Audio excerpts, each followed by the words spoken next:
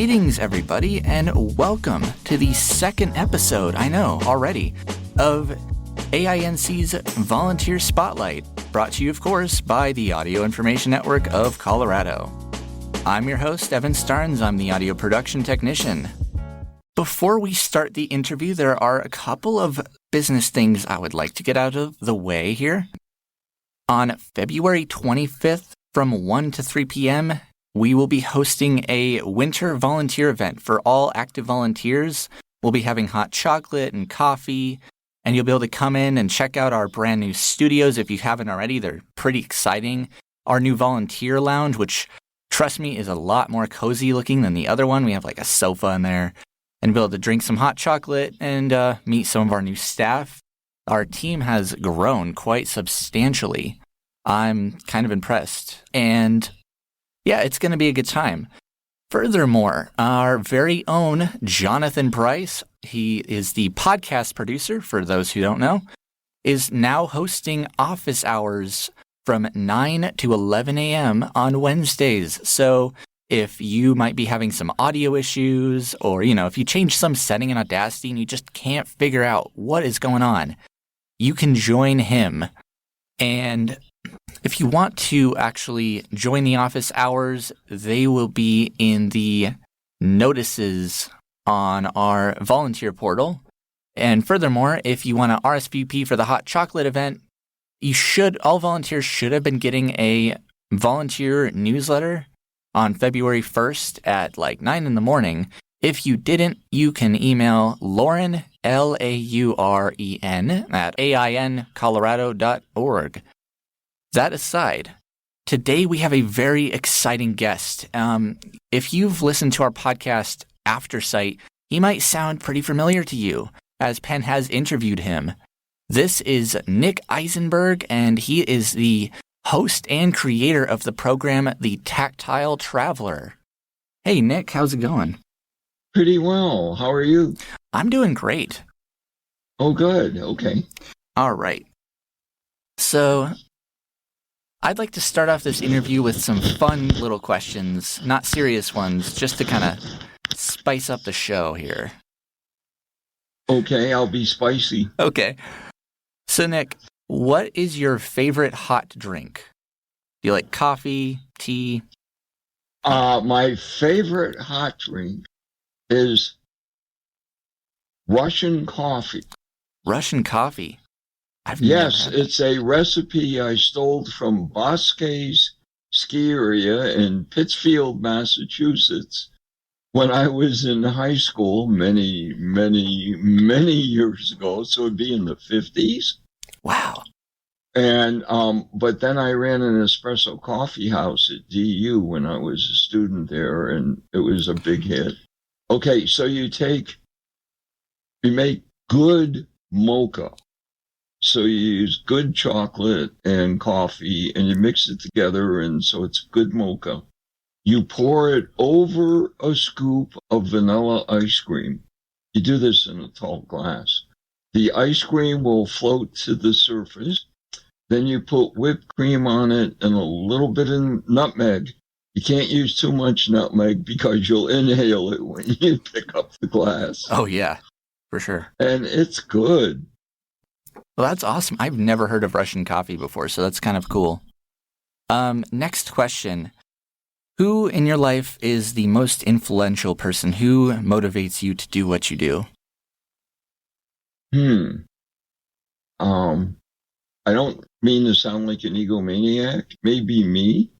No, that's fine. You don't sound like an egomaniac.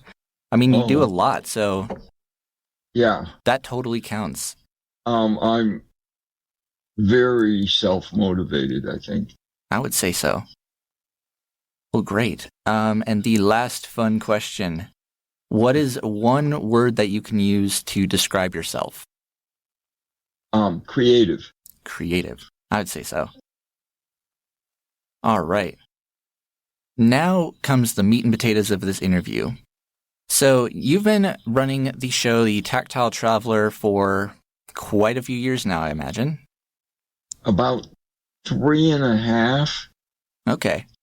So I'd like you to tell me everything. How did that show, become a show? How did the Tactile Traveler come to be?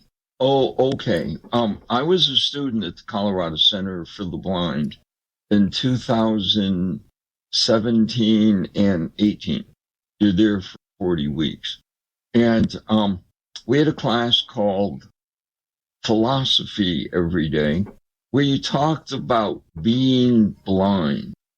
Things like after Christmas, when you got back, they'd say, wow, how did your family feel about your new skills, like using hot stoves and cutting with sharp knives and stuff like this? And they talk about how, your family tried to force you back to not being independent. Okay, but one thing that kept coming up over and over and over again is people say, well, after I went blind, I didn't leave my apartment for 10 years or 20 years, unless I was with somebody I really, really, really trusted. And after a while, this began to sink in. And I realized I had the skills to help people become more independent and able to travel on their own. Just my broadcasting skills. I've been a reporter, well, now for it'll be 54 years this year. So I originally thought about doing a TV program. Anyway, then I graduate from the Center for the Blind, and I'm trying to figure out what I can do as a reporter. Because I've been a TV and radio reporter forever. And when you're a reporter, what you essentially do is you talk about what you're looking at or what you're seeing. Even if it's a story like a county commission meeting where you'd say, there was standing room only. We have to be able to know that, be able to talk about it. And so I can't do the kind of stuff I usually did. And then I thought, well, maybe I could do a travel show. I've done travel stories, and I'm very fortunate. I've been to all 7 continents. I've even been to Antarctica twice. Wow. Yeah. And so I thought, well, I could do a travel show, but that's the same problem. I'd have to talk about what I see, and that's not going to work because I am now totally blind, and I've had both eyes removed. So then I thought, I could do a travel show for blind people, and it would be the Tactile Traveler, and in 5 minutes I had the format figured out. Wow. Well, I have those particular skills. And so I figured it out, but then I had to figure out what to do with it. And I was talking to a friend from the Center for the Blind. He had graduated a long time before I did, called Cesar Chavez. Cesar said, well, you could try the Audio Information Network. And I had never heard of it before. So I called and ultimately got Kat Broadberry, who was volunteer coordinator, and Kat passed away last year. And she said it would be wonderful to have a show empowering the blind to explore the world. And so that ultimately became empowering blind and low vision people to explore the world and helping our sighted friends see the world in a new way. But Kat said she had no production facilities that I could use. So I'm trying to find a production room. And so I called a couple around, and I got KDNK, Community Access Radio in Carbondale, Colorado. Carbondale's 12 miles from my home here in Glenwood Springs. So Raleigh Burley was program director at the time, and he answered the phone. And I said, well, I have this idea for this radio program called the Tactile Traveler, empowering blind and low vision people to explore the world and helping And before I could even finish the sentence, he said, "We'll run it." That is awesome. Yeah. So, but I still, well, they have a facility, a production room there, but it ended up that I produce it at home on my home computer. So I didn't need a production room after all. So then I was doing it for KDNK, and we decided the first show it would become a podcast also. And it was named the Best Community Service Radio, Small and Medium Market Radio Program in Colorado. And it was the first show was named the Best Small Market Podcast for Colorado, Utah, Arizona, Wyoming, and New Mexico. Wow, congratulations. Well, thank you. And now, and it's not just me that are volunteer of the month for February. It's me and Kayley Romero. Kayley does my post-production. When you're blind, you can't tell how loud. Okay. Editing audio, for people that aren't familiar with this, editing audio is like doing word processing with waveform. And if you can see the waveforms on your video, on your computer monitor, they do things like you do with word processing. If you want to get a sound or a paragraph and you want to make it louder, you highlight it, you make it louder, make it lower, you copy. Exactly. Or you delete it or move it or something. Well, I can't see any of this stuff. So I can't see waveforms for people that have been blind all their life or have never seen waves. You know what waves are like? This would be looking at them sideways. So you'd see where they go up and down and stuff. And when they're the same amount of up there or the same amount of down, that's your audio levels are balanced. Well, I can't balance. I can't see waveforms. I can't see meters. There are meters and stuff that help you do this, but I can't see them. So the biggest problem I've had has been balancing my audio. And Kayley Romero does my post-production. So after I put the show together, she goes over it and she balances all the audio and she takes out the clicks and crud I've missed. Sometimes, like, I know if you just heard that little click, sometimes I touch a lot of people do, I touch my tongue to the roof of my mouth and puts a little click on it. And so it would be a very small thing that would show up on a waveform, but she can see it. So she cleans up all that stuff. She's been absolutely wonderful. So anything I do, I have to share it with Kayley because she's been such a big help. So anyway, that's how the Tactile Traveler started. Yeah, and you met Kayley on Be My Eyes. We were talking a while back.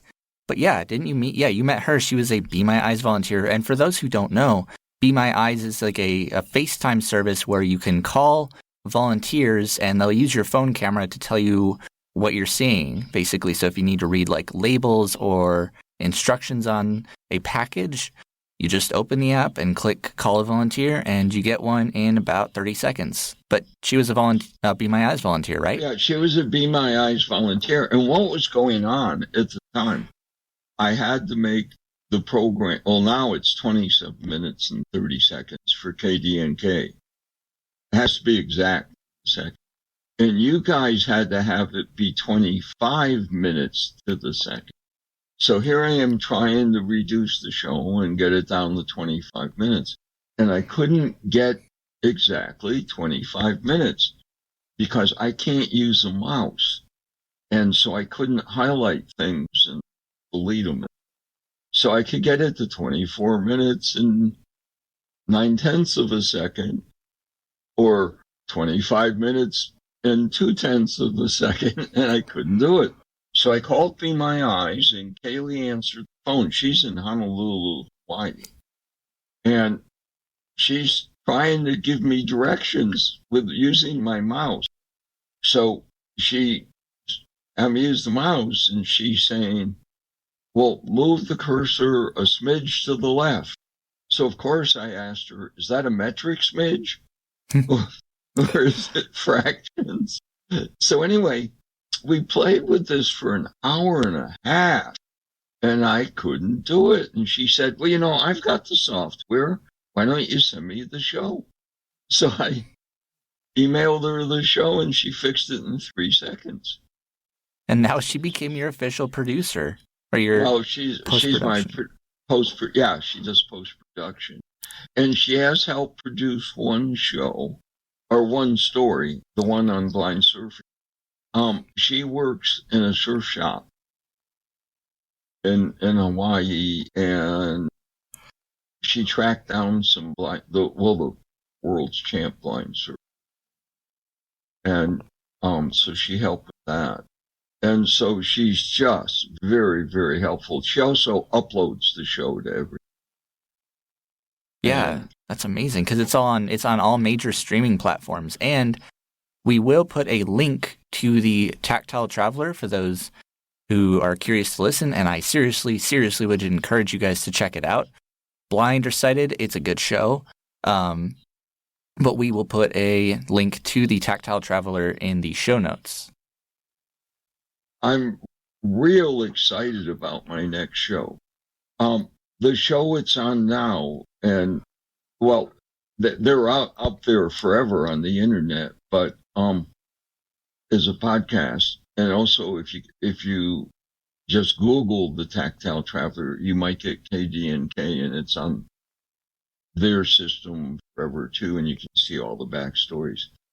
Right now, the lead story, and it's most of the show, it's a 20-minute story, is on making reservations on the reservation.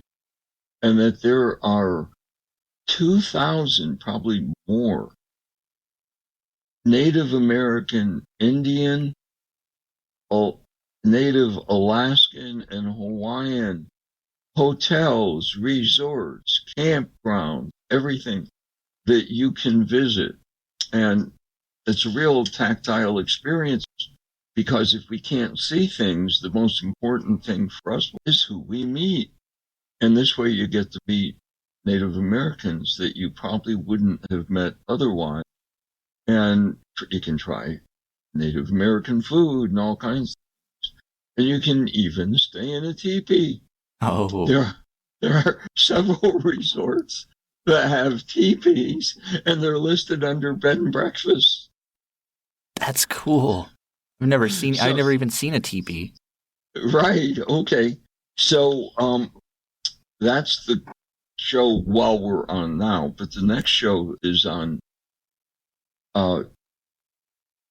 February 7th. And so that show I'm really excited about.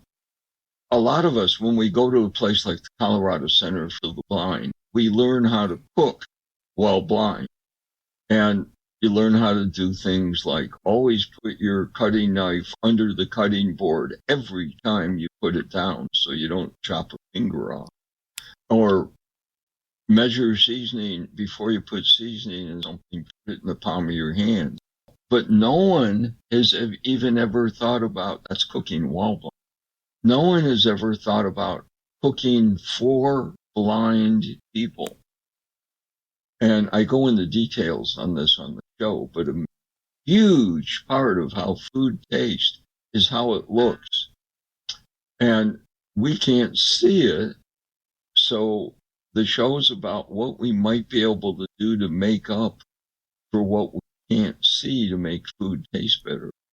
And it's a travel show, because you go to restaurants and stuff, have company over at your house and things like that. So, and not to mention that we all cook because we need to eat. Definitely. So I'm real excited about the show.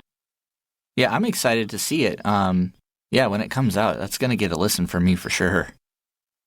Oh, good. Okay. There is one last question regarding the Tactile Traveler I'd like to ask. There's a section for those who haven't heard it at the end where you hear a snippet of your talking scale. Yes.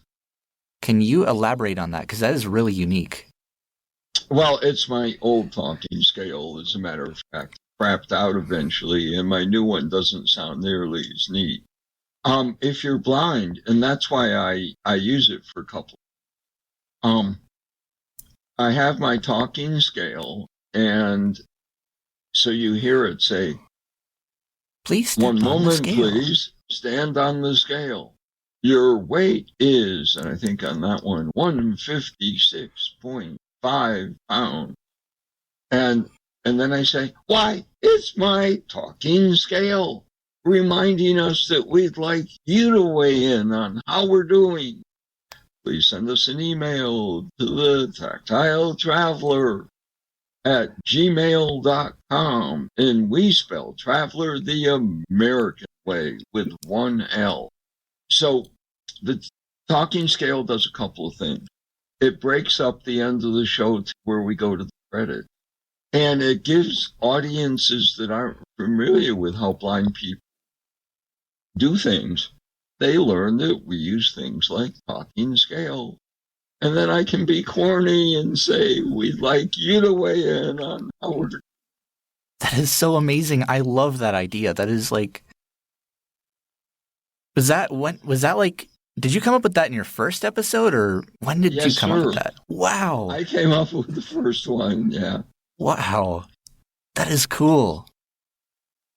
Oh, thank you. That was my talking scale I had at the time.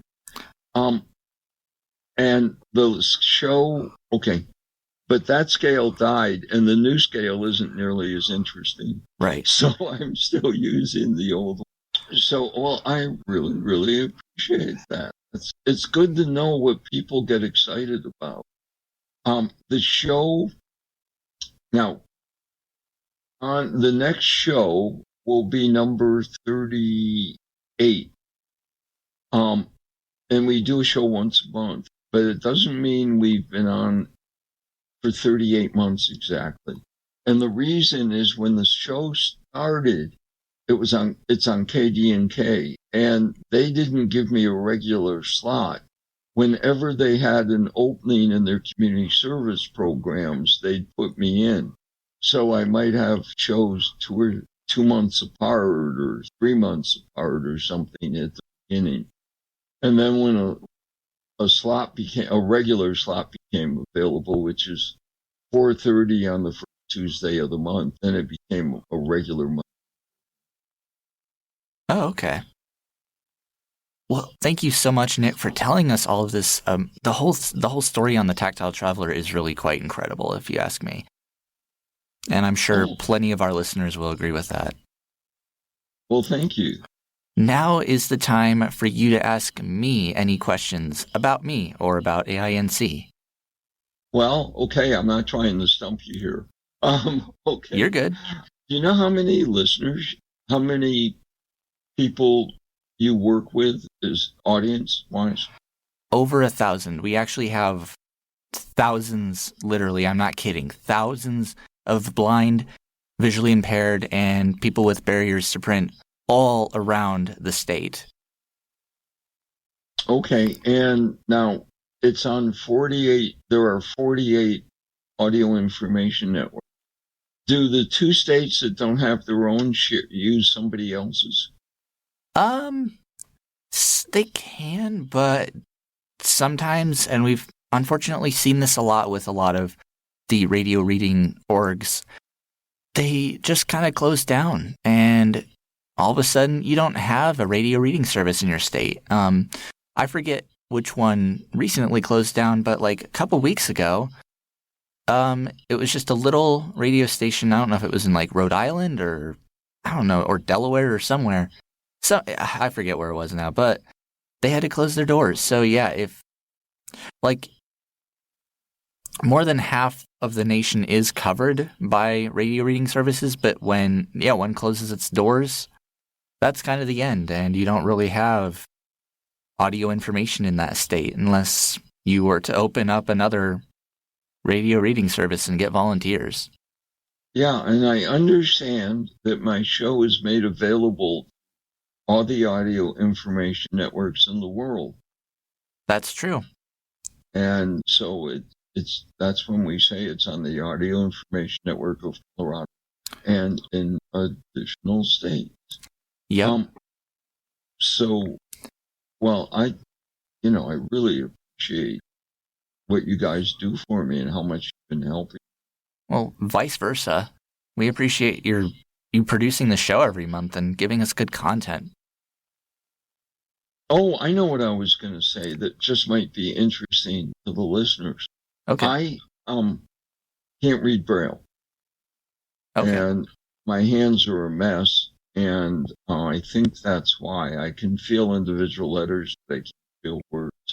So the way we have to produce the show, I have a volunteer. Normally, it's my friend Leslie Steffens. Leslie reads me the script, a part of a sentence at a time, and then I repeat it with enthusiasm. So he'll say, for example, from KD&K Community Access, and I'll say, from KD&K Community Access Radio. And that's how we have to put the show together. Part of a sentence at a time. Gotcha. And then I edit all the gaps out and the repeats and the swearing at myself and all the other things. And I have other volunteers that help. Everybody who's on the air is fine. Lydia Eckert has done some stories, and Joanna Belmont does some stories, and occasionally we have other. And they do their scripts the same way. I read them part of a sentence at a time, and then edit it all together. We had a kid in Philadelphia who was in high school at the time, who can read Braille. He's in college. So that's how we put it together. I thought that would be interesting. That is interesting, actually. It's really unique and really time consuming. I can imagine. Well, do you have any other questions for me? I guess not. Okay. Nick, I'd really like to personally thank you for taking the time out of your day and coming on to the Volunteer Spotlight and let me interview you. Again, congratulations on becoming the Volunteer of the Month for February. I hope you're excited. I'm excited. Oh, yeah, I am. And Kayley's excited, too. That's great. It's me and Kayley. It's not just me. Okay, and like I said to all listeners, check out the Tactile Traveler. There'll be a link in the description of the show. It is a good show. You will enjoy it. Trust me. And just remember, like I said, we have our hot chocolate event February 25th from 1 to 3 p.m.